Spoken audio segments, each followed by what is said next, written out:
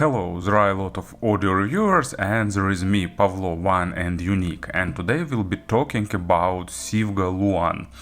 And as you can expect, Sivga means dynamic driver, full-size headphones. This time they are open. As usual, they are made of wood and metal, so traditionally for company really good build quality, affordable price. It's about $300. I've seen it for $360 in some places, but on Amazon they are $300 straight, so let's consider it as the price. And here used 50mm dynamic driver, and traditionally for Sivga I am expecting like balanced sound signature with good detalization and nice imaginary stage. These headphones were released like few months ago and there are a lot of reviews already, but unfortunately due to delivery issues I got them a bit late, but anyway, better late than never, so let's have a closer look. It's a traditional black box, looks pretty pleasant with white outline of headphones, and inside we are getting everyone's favorite case by Sivga. And let me remove this box from the table as no one needs it. So this case of course calls for some associations, but still it feels really well and protect headphones also nicely. Actually, in my opinion, it's more expensive than this price tire. All that metal brass elements and good zipper, overall build quality, thickness, so by all aspects it's really well made case. Inside we're getting headphones themselves, a bit of silica gel and the stock cable. So here it is, stock cable and the 6.3mm adapter. So as you can see, accessory set is basic and traditional for the full-size headphones. Speaking about build quality and design, it's really good, or even it can be probably called great for the $300. You can get two versions with darker caps and with more traditional brown ones. And it's made mostly of metal, leather and wood. And take a look at the quality of wood parts. So nice cups, well polished with good texture, smooth and pleasant. But you know, it's traditional for Sivga and we expect it always. So headband mainly made of metal, and here used traditional for the company self-adjustable headband. These parts are like tightly sliding and you can just put headphones on your head, pull them gently down and they will be adjusted to your head and will stay adjusted for the rest of their life. And as you can see here, they now using fabric-like material on the inner part of headband, probably to reduce sweating, because fabric is a bit more pleasant to your head. There are pads with some memory foam like material inside. They provide good wearing comfort, nice weight distribution. They are pretty lightweight, but anyway on the head they feel absolutely unnoticeable. And here are ear cups. They have 2 degrees of freedom, so they can be swiveled this way and rotate this way. They can be rotated flat, so these headphones are not created for the portable usage. And of course it makes sense because they are open back. You can see grills are big and your music will be heard outside and you will hear what's going on outside too. So it's not high level of noise isolation. And interesting part here is that new design of ear pads. As you can see, they have conical shape, pretty new step for the Sivga.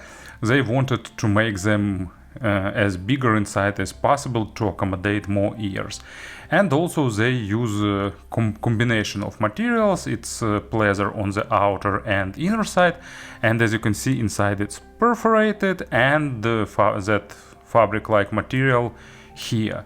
It's super soft, really good in wearing, and thanks to this combination of materials, your ears are not getting overheat with time of using them, so they are pretty comfortable for long listening sessions. So on the bottom you get two connectors for the stock cable. It's made replaceable, and here used basically, it can be probably called a new standard nowadays, regular 3.5mm jacks that goes to the corresponding sockets and click in place. Actually they are symmetrical, but for the convenience Sivga marked the right and left earpiece, and so you can easily put them on at the correct side. Stock cable is just like okay. For some models they put better cable. Here it's just TPU insulated, on the softer side, but still, as you can see, it's a bit not perfect in terms of behavior. But for this price tier, I think it's a pretty acceptable cable to use. And if you want some third-party one, something more fancy, you can easily buy something. There are a lot of different options available. So exterior part of these headphones is also on a great level. And of course about the sound and its quality, I gave them 48 hours of burn-in. There were noticeable changes during first 10 hours or so. But at about 12 hours they are settled, and I suppose they reach their designed sound. In terms of overall representation, they remind the Sivga Phoenix that they released some time ago. Was it like a few years ago? As I remember, yes. They are like on the natural side of things with a slightly energetic treble. So it's definitely not a bassy model, and also not that traditional V-shaped signature. They have slight elevation on the low frequencies, but it's not too big. Bass actually has a really good resolution and fidelity, a lot of small nuances to represent the timbre-rich instruments, and also really good texturing. But at the same time, quality is like at the bass natural level, maybe a bit closer to bass light. I can't call them actually bass light per se, but like somewhere on the road to being bass light, but not too much. So basically it's really good with something that requires fidelity and quantity, and not the perfect choice for those who need like massive accented low frequencies. But luckily we have a lot of models with plenty of bass. We have a lot of really bassy models in the full size area, and thanks Sivga for creating like bass natural model. Good texturing and nice resolution, nice punch, but also they are not trying to be super overwhelming, neither in terms of impact nor in terms of weight. They have a nice depth, maybe not maximum, but closer to that, so deeper bass is present, but it's also not to give you that sense of rumble, but more to saturate real instruments, something acoustic and so on.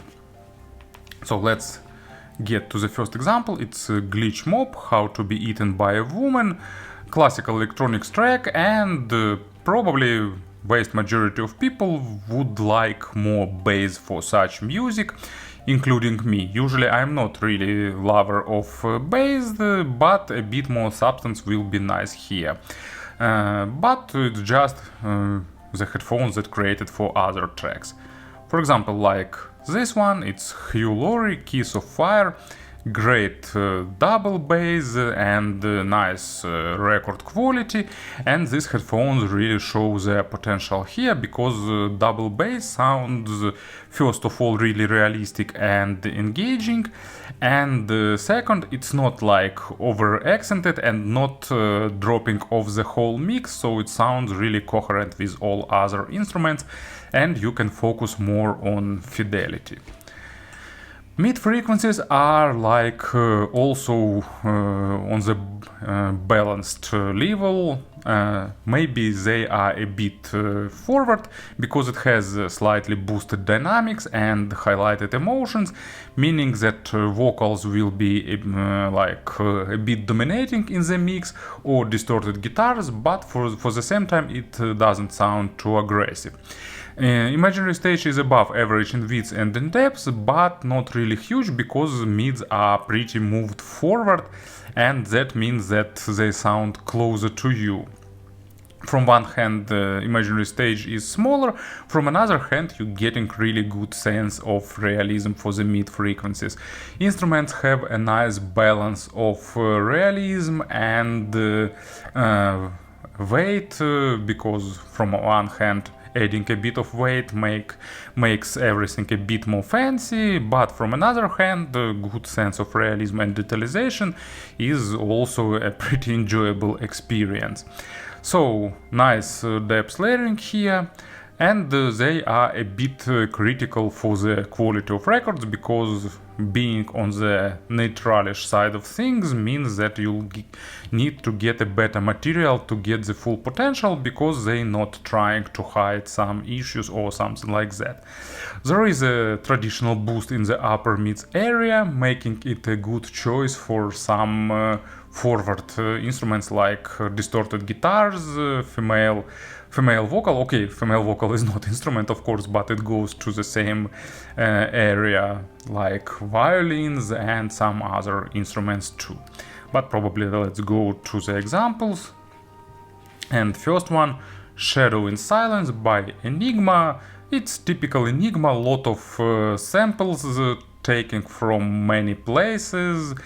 I remember all the scandals about their first two albums, where they took a lot of samples from different places and then had issues with copyright clearance for them. But later then they've learned the lessons and started cleaning the samples used, and a lot of things goes on in this track. As usual, nice vocals, really transparent, really vivid, and these headphones deliver it pretty nicely. You can focus on some particular instruments and samples, or you can get this melody as a whole, and even like not the huge stage also sounds nicely here, because you're getting like that sense that you zoomed a bit closer to the music, so a different perception and pretty pleasant one.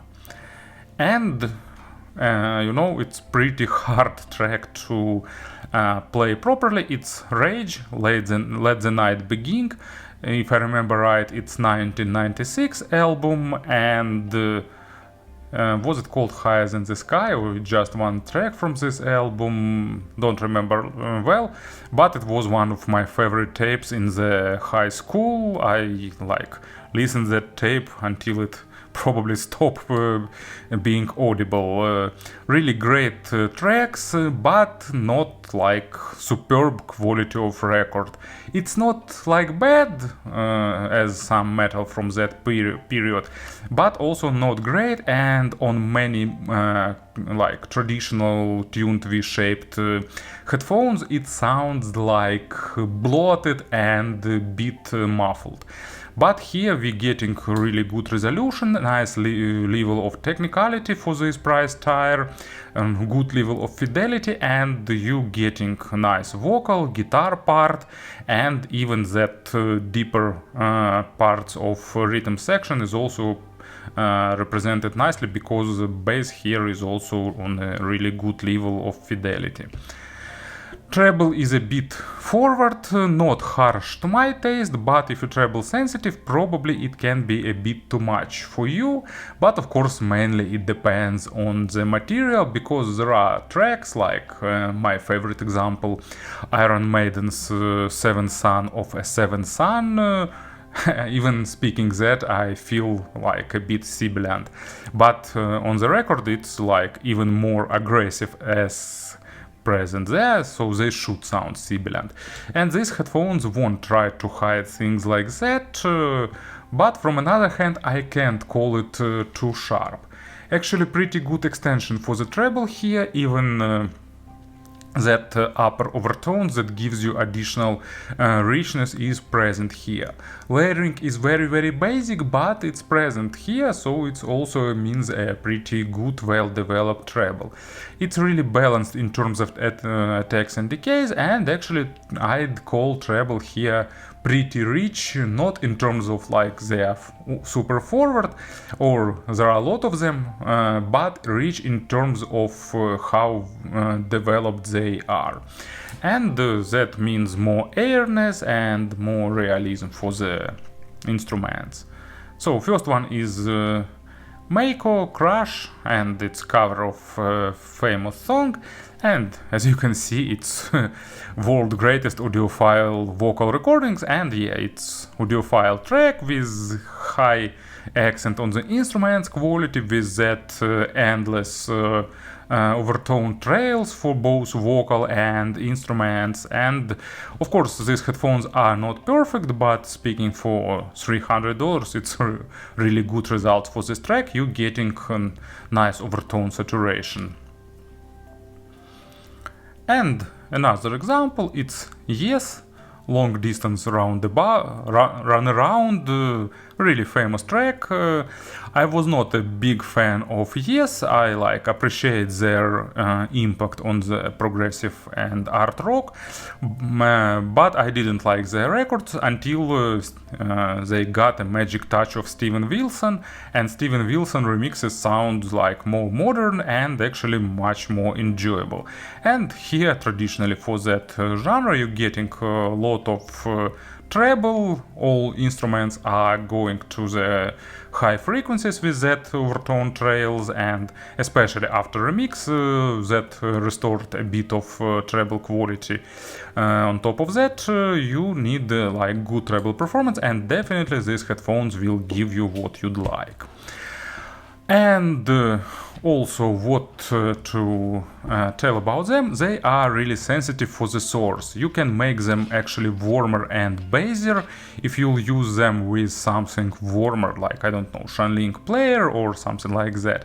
You can make them more analytical and detailed with something natural, so really responsible for the source character. They are not super power hungry, 38 ohms of impedance, so in terms of power virtually everything will drive them properly, but in terms of quality you'll need something with good resolution and control to show their full potential.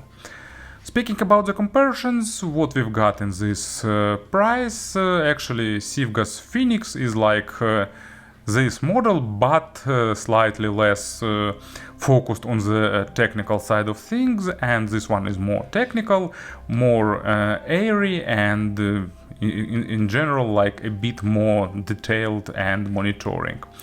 Fio's FT3, like it's like opposite to this model, with more weight, more impact, less treble presence, but still also with a good level of fidelity, but this one is like more focused on that.